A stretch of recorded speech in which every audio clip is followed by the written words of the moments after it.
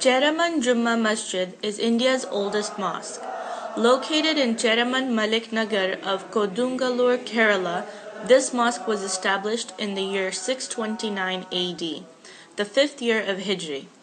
This is what the masjid looks like today. Present on the premises of this masjid are older photographs and models which point to a more traditional Kerala architecture. Sayyid Muhammad is the 4th generation muazzin of the mosque. He has been calling adhan for the last 77 years. എൻ്റെ പേര് സയ്യിദ് മുഹമ്മദ് എന്നാണ്. ഞാനിവിടുത്തെ മുഖ്രിയായി ആണ്.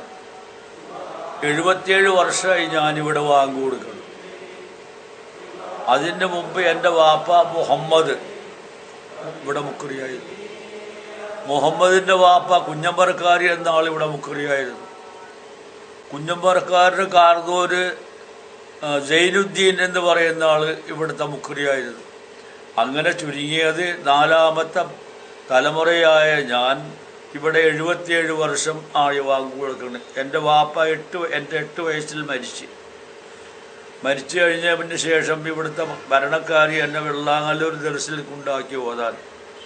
11 വയസ്സ് വരെയും അവിടെ പെരിങ്ങോട്ടർ ഉസ്താദിൻ്റെ കൂടെ ഓതിക്കൊണ്ടിരിക്കുമ്പോൾ കൊണ്ടാക്കിയവർ തന്നെ അവിടെ വന്നിട്ട് പറഞ്ഞ് അവിടെ വിളക്കെത്തിക്കാനും വാങ്ങു കൊടുക്കാനും ആളില്ല, സെയ്തോമനെ ഞങ്ങൾക്ക് പറഞ്ഞയച്ചു തരണമെന്ന് പറഞ്ഞിട്ട് അവർ വിളിച്ചുകൊണ്ട് വന്ന് ആ 11 വയസ്സ് മുതൽ ഞാനിവിടെ വിളക്ക് കത്തിച്ചും വാങ്ങു കൊടുത്തും ജോലി നോക്കിക്കൊണ്ടിരിക്കുന്നതാണ്. ഇപ്പം എനിക്ക് 87 വയസ്സായി. 87 വയസ്സായെന്ന് പറഞ്ഞാൽ 11 വയസ്സിൽ വാങ്ങു കൊടുത്തു തുടങ്ങിയതാണ്. അപ്പോൾ ഇവിടെ ഹുത്ബകളൊക്കെ നടക്കുന്നുണ്ട്. ആദ്യം നിന്ന് പ്രസംഗിക്കും, പിന്നെ മെമ്പറുമ്പ വന്നിട്ടാണ് അറബിയിൽ പോകുന്നുള്ളൂ. ഒരു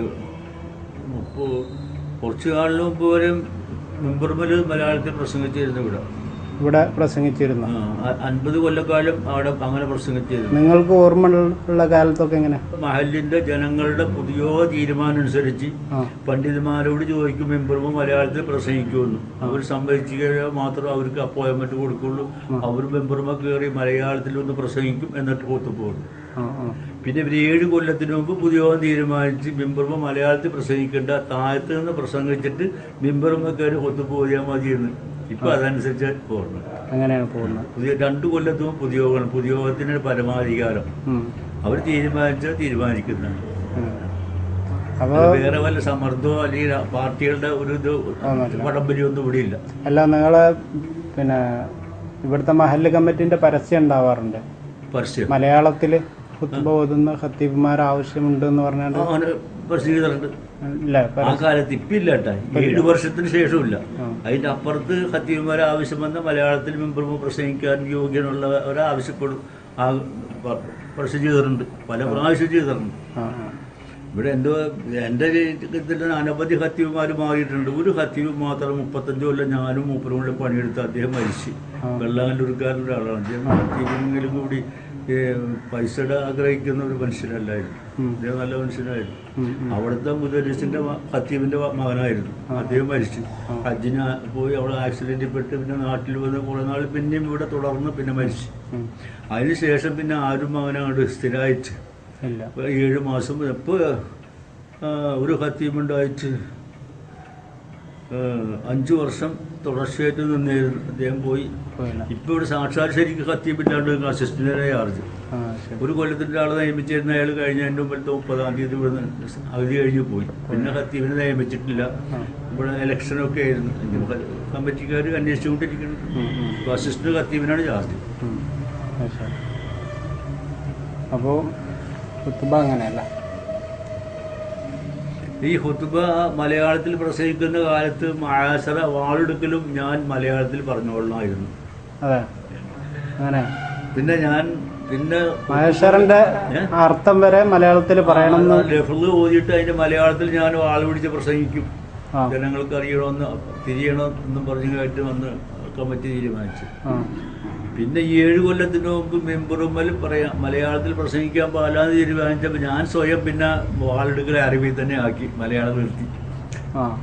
വാളെടുക്കൽ മലയാളത്തിലും ഖുത്ബ അറബിലും അതിന് വ്യത്യാസം ആവണ്ടെന്ന് പിന്നെ ഇപ്പം അറബി തന്നെ വാളെടുക്കണം.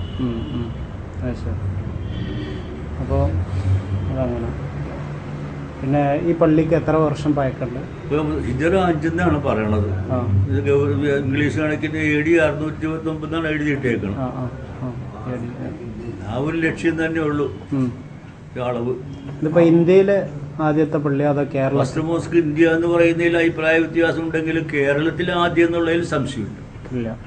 വടക്കേ ഇന്ത്യക്കാർ വന്നാലും അവർ സമ്മതിക്കില്ല ഫസ്റ്റ് മോസ്ക് ഇന്ത്യ എന്ന് പറഞ്ഞു.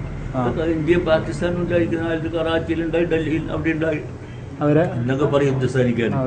പക്ഷെ കേരളത്തിൽ ആദ്യം എന്നുള്ളതിൽ യാതൊരു സംശയം. 7 കൊല്ലം മുമ്പ് വരെ അദ്ദേഹത്തിന്റെ ചെറുപ്പകാലത്ത് പരിചയമുള്ള അന്ന് മുതൽ തന്നെ അവിടെ അറബിയാണ് എന്നാണ് അവിടുത്തെ ഇമാം പറയുന്നത്, മലയാളത്തിലാണ് എന്ന്. അതേസമയം 97 പേരോട് സഖാഫി പോയി വഴുതു പറയുകയും